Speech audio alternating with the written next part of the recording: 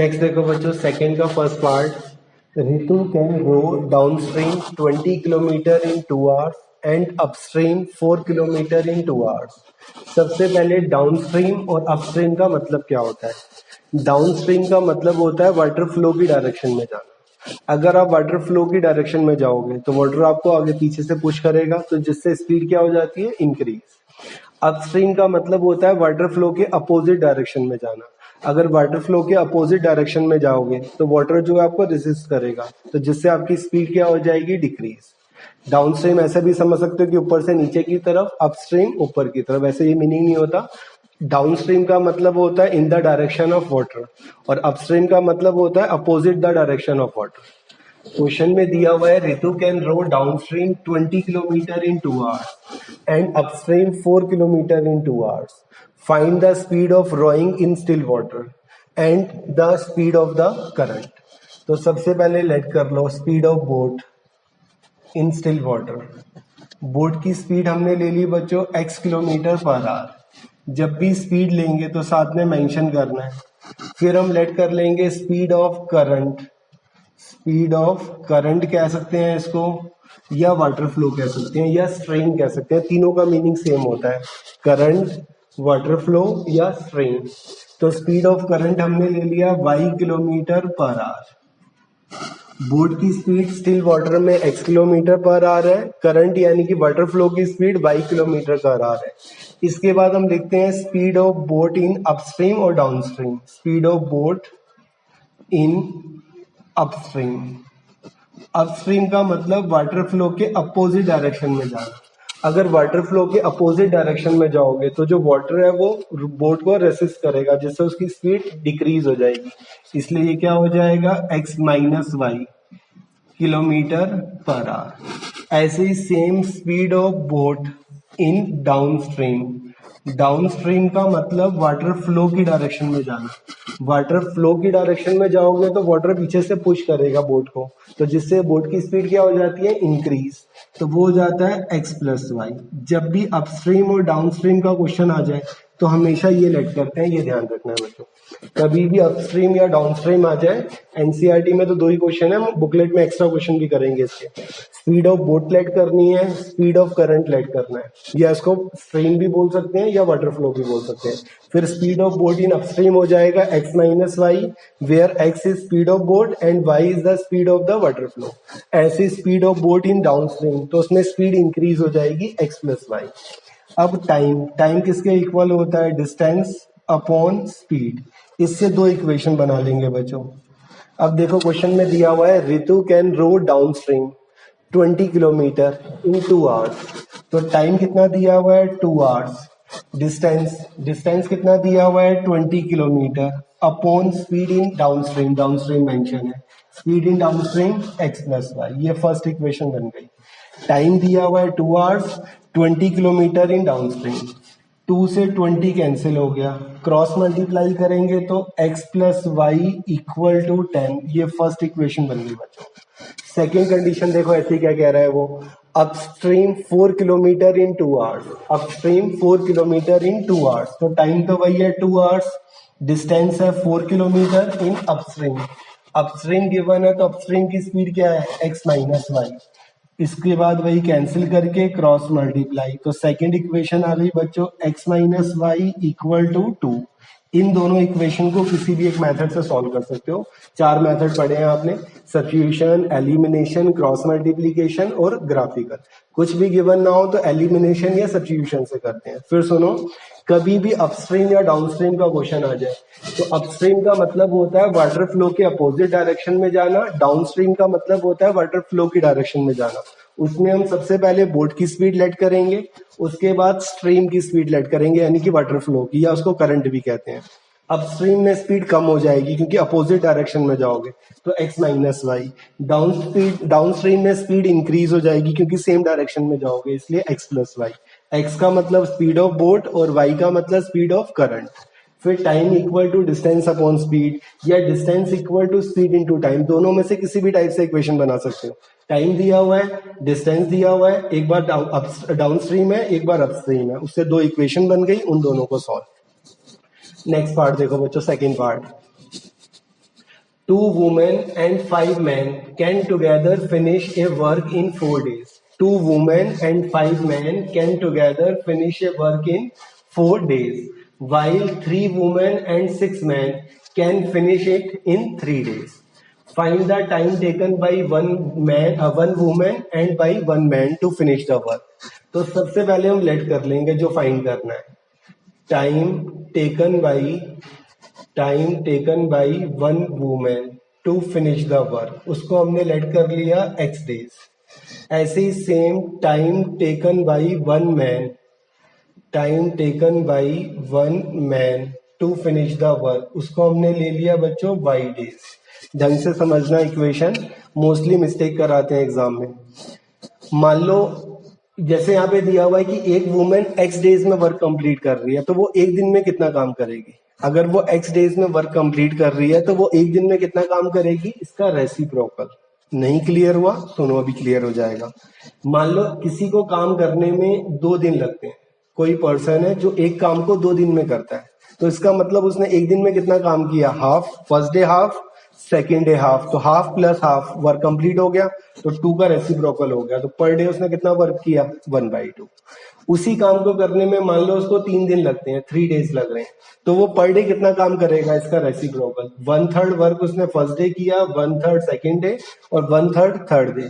तीनों दिन उसने 1/3 किया. इसका टोटल करोगे तो किसके इक्वल आ जाएगा, 1 के. जितने भी दिन आपको काम करने में लगते हैं उसका अगर आप रेसिप्रोकल कर दोगे तो वो एक दिन का काम आ जाएगा. मान लो कोई वर्क आप 10 डेज में कंप्लीट कर रहे हो, तो इसका मतलब एक दिन में आपने कितना काम किया, 1/10. ऐसे ही एक वुमेन एक काम को x डेज में कंप्लीट कर रही है, तो वो एक दिन में कितना काम करेगी, इसका रेसिप्रोकल यानी कि 1/x. ऐसे एक मैन एक दिन में कितना काम करेगा, y का रेसिप्रोकल यानी कि 1/y. पर डे का वर्क निकाल लिया. अब इससे हम इक्वेशन बनाएंगे. फर्स्ट कंडीशन गिवन है कि 2 women and 5 man can finish the work in 4 days. 2 women और 5 मैन मिलके काम करते हैं तो उस काम को 4 डेज में करते हैं. इससे डायरेक्ट इक्वेशन नहीं बन सकती, इसको पर डे में चेंज करेंगे. एक वुमेन एक दिन में 1/x वर्क करती है, तो 2 वुमेन एक दिन में कितना काम करेंगी, 2 × 1/x यानी कि 2/x. 5 मैन एक दिन में कितना काम करेंगे, 5/y. ये एक दिन का काम आ गया. वो 4 डेज में वर्क कंप्लीट करते हैं, तो पर डे में वो कितना वर्क करेंगे, 1/4. ये फर्स्ट इक्वेशन बन गई. कुछ एक एग्जाम में मिस्टेक कराते हैं 2 × x, वो गलत हो जाएगा बिल्कुल ही. यहाँ तो वर्क एक ही दिन x डेज में तो वो टोटल वर्क कंप्लीट करती है, और उसने 2 से इंटू करोगे तो वहां पे 2 काम कंप्लीट हो गए, और करना तो उसने सिर्फ एक ही काम है, इसलिए ये इक्वेशन बिल्कुल रॉन्ग हो जाएगी. जब भी इस टाइप का क्वेश्चन आ जाएगा work done by 2 women 5 man, तो उसको पर डे में चेंज करके फिर इक्वेशन बनानी है. सबसे पहले लेट करना है कि वो कितने डेज में वर्क कंप्लीट कर रहे हैं. जितने डेज आपने लेट किए हैं उसका रेसिप्रोकल करोगे तो वो एक दिन का काम आ जाएगा. 4 डेज में वो वर्क कंप्लीट कर रहे हैं, तो इसका मतलब उन्होंने मिलकर एक दिन में कितना काम किया, उसका रेसिप्रोकल. 4 डेज में वर्क कंप्लीट हो रहा है, तो एक दिन में कितना काम हुआ, 1/4. 2 वुमेन है, एक वुमेन एक दिन में 1/x वर्क करती है, तो 2 वुमेन मिलके कितना काम करेगी, 2 × 1/x यानी कि 2/x. एक मैन एक दिन में 1/y वर्क करता है, तो 5 मैन मिलके कितना वर्क करेंगे, 5/y. ऐसी same second equation, 3 women and 6 man. अब 3 वुमेन है, एक वुमेन एक दिन में 1/x वर्क करती है, तो 3 वुमेन कितना करेंगी, 3/x. 6 मैन कितना करेंगे, 6/y. और कितने डेज में वर्क कंप्लीट हो रहा है, 3 डेज में, तो एक दिन में कितना काम होगा, 1/3. फिर इसके बाद हम इसको पुट कर लेते हैं, 1/x को u और 1/y को v, और इसको बाद जैसे फर्स्ट क्वेश्चन के पार्ट किए थे वैसे सॉल्व. जब भी डेज लेट करोगे तो उसको पर डे में चेंज करके फिर इक्वेशन बनाती है. अगर work done by 1 women 1 man आ जाए, तो अगर वो x डेज में वर्क कंप्लीट कर रहा है तो एक दिन में कितना काम करेगा, 1/x, और पर डे से इक्वेशन बनाएंगे. डायरेक्ट 2 × x मत कर देना. 2 × x का मतलब तो 2 वर्क कंप्लीट हो गए. 5 × y का मतलब 5 वर्क कंप्लीट हो गए. हमें तो सिर्फ एक ही वर्क कंप्लीट करना है, तो वो गलती मत कराना एग्जाम में बच्चों. नेक्स्ट पार्ट देखो, third part. Roohi travel 300 kilometre to her home partly by train and partly by bus. Roohi का जो घर का डिस्टेंस है वो 300 किलोमीटर है, जिसमें से कुछ डिस्टेंस उसने ट्रेन से कवर करना है, बाकी बस से कवर करना है.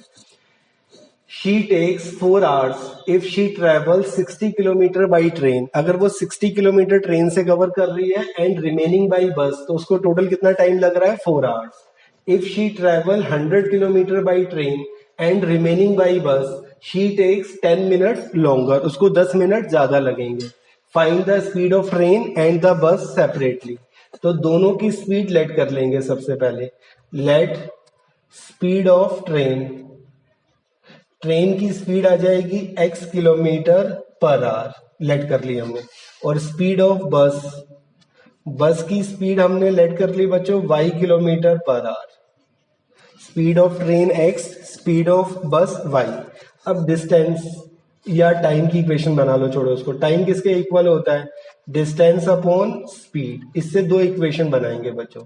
फर्स्ट इक्वेशन देखो, उसका घर का डिस्टेंस टोटल 300 किलोमीटर है, जिसमें से 60 किलोमीटर उसने ट्रेन से कवर किया, तो रिमेनिंग कितना बच गया जो उसने बस से कवर किया है? 300 टोटल है, 60 ट्रेन से हो गया, तो 300 माइनस 60, तो 240 किलोमीटर उसने किससे कवर किया है? बस से। अब ट्रेन का टाइम निकालो, डिस्टेंस अपॉन स्पीड। ट्रेन से कितना डिस्टेंस कवर किया? 60 अपॉन ट्रेन की स्पीड। ट्रेन की स्पीड कितनी है? x प्लस रिमेनिंग, रिमेनिंग कितना आ गया? 240। 240 कैसे निकाला था? 300 माइनस 60 अपॉन में बस की स्पीड 4 और अपॉन में बस की speed y equal to total time. Total कितना टाइम लगा है उसको? 4 hours। ये फर्स्ट इक्वेशन बन गई। 300 में से 60 किलोमीटर उसने ट्रेन से कवर किया है, रिमेनिंग बस से कवर किया है, और टोटल टाइम उसको कितना लगा है? 4। यानी कि टाइम टेकन बाई ट्रेन और टाइम टेकन इन बस, दोनों का सम किसके इक्वल है? 4 के इक्वल। ऐसे ही सेकंड इक्वेशन देखो बच्चों, इसमें सेकंड में उसने कहा है कि अगर वो 100 किलोमीटर ट्रेन से कवर करे और रिमेनिंग बस से कवर करे, तो उसको 10 मिनट ज्यादा लगेंगे। लैंग्वेज देखना, 100 kilometre by train and remaining by बस, तो रिमेनिंग कितना बच गया? 300 माइनस 100, 200। 100 किलोमीटर उसने ट्रेन से कवर किया है, तो 100 अपॉन एक्स। रिमेनिंग कितना बच गया? 200, तो 200 अपॉन वाई, बस का टाइम आ गया। इतना टाइम उसको ट्रेन में लगा, इतना टाइम उसको बस में लगा, और टोटल मिला के कितना टाइम लगा? 10 मिनट्स लॉन्गर। 10 मिनट्स लॉन्गर का मतलब जितना टाइम पहले लगा था उससे 10 मिनट ज्यादा। पहले कितना टाइम लगा था? 4 hours।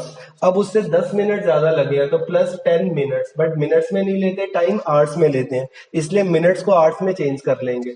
तो 4 प्लस 10 बाई 60 आवर्स। 10 मिनट्स उसको ज्यादा लगे हैं, इसलिए 4 प्लस 10 मिनट्स, तो 4 hours 10 मिनट को लिख सकते हैं 4 प्लस 10 बाई 60 आवर्स। इसके और सॉल्व करेंगे तो ये आ जाएगा, एलसीएम लेके 100 upon x plus 200 upon y, 6 LCM आ गया, 24 प्लस 1 25 बाई 6। ये सेकंड इक्वेशन आ गई, ये फर्स्ट इक्वेशन आ गई। इसके बाद भाई 1 अपॉन एक्स को क्या पुट करेंगे? u, और 1 अपॉन वाई को क्या पुट करेंगे? v। सॉल्व। 4 hours 10 मिनट को या तो इस टाइप से लिख सकते हो, या मिक्स फ्रैक्शन में भी लिख सकते हो, 4:10 बाई 60। इसका मतलब भी यही होता है, 4 प्लस 10 बाई 60। या फिर पूरे को मिनट में भी चेंज कर सकते हो। 4 hours में कितने मिनट हो गए बच्चों? 4 hours में कितने हो गए? 240 मिनट्स, और 10 मिनट्स उसको ज्यादा लग रहे हैं, तो 250 मिनट्स। तो 250 मिनट्स अपॉन 60 आवर्स में चेंज करने के लिए, तो भी कितना आ जाएगा? 25 बाई 6। 25 बाई 6 लाने के लिए तीन तरह से लिख सकते हो, या तो 4 प्लस 10 बाई 60, या मिक्स फ्रैक्शन में 4:10 बाई 60, या 4 hours 10 मिनट में 250 मिनट्स होते हैं, और मिनट्स को आवर्स में चेंज करने के लिए 60 से डिवाइड, तो 250 बाई 6।